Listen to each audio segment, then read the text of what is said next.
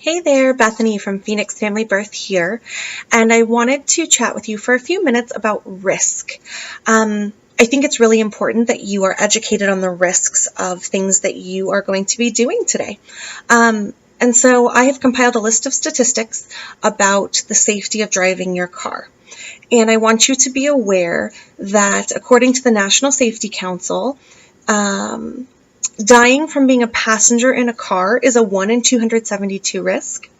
According to the CDC, unintentional motor vehicle traffic related accidents are the top three leading causes of, are somewhere in the top three leading causes of death for all age groups from age 1 to 65 years old. According to the NHTSA, 2 out of 3 people will be involved in an injury causing car accident sometime in their life, and there's a 1 in 20 chance that any crash will result in a serious injury. Other risks of driving a car include flat tire, a cracked windshield. You could damage or kill another animal, such as a bird, or in my neighborhood we have what we call bunny pancakes because they just hippity hop right out there in front of the car. So I think it's really important that you know these risks and know that you really shouldn't drive a car, because now that you're educated and you know these risks, I think that you will make a different choice. So let's talk about alternatives to driving in your car. You could ride a bicycle, but according to the Pedestrian and Bicycle Information Center, 49,000 cyclists are injured per year and 726 are killed.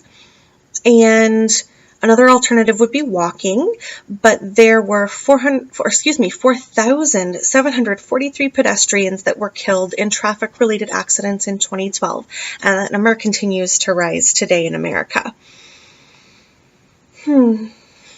So, okay, we don't want to be using these modes of transportation. They just really don't seem very safe. They're very risky.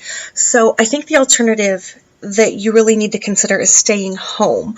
And just so you know, these statistics are much better because while there are 30,000 non-fatal shock injuries every year, according to the Electric Safety Foundation International, there are only 60 actual deaths by electrocution.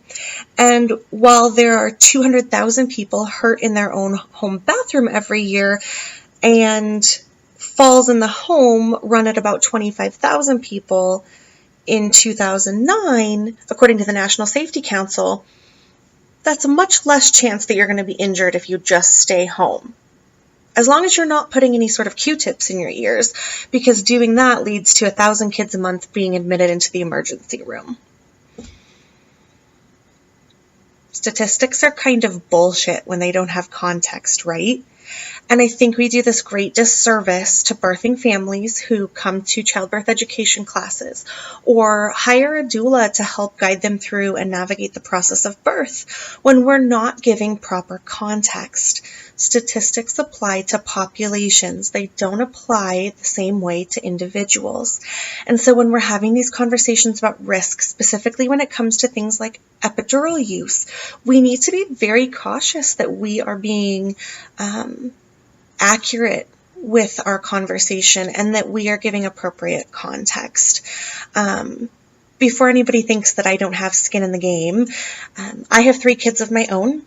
My first was born with an epidural in place, and my other 2 were unmedicated births. I did not have an epidural or other sort of medical pain relief management.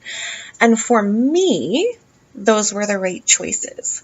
As a doula, that doesn't mean that I think those are the right choices for anyone else. I think that if someone wants an unmedicated birth, that's amazing.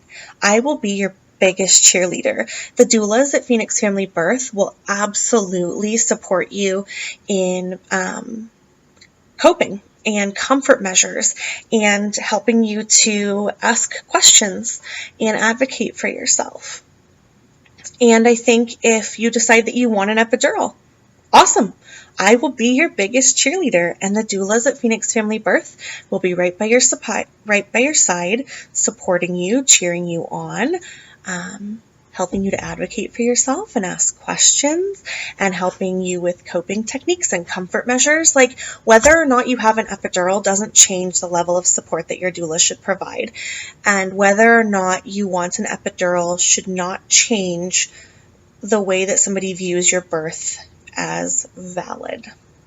Okay, the bottom line is this: birthing people are smart, they are powerful, they are capable decision makers, and even the most prominent statistics, the most jarring statistics, should not be what determines a person's worth in birth.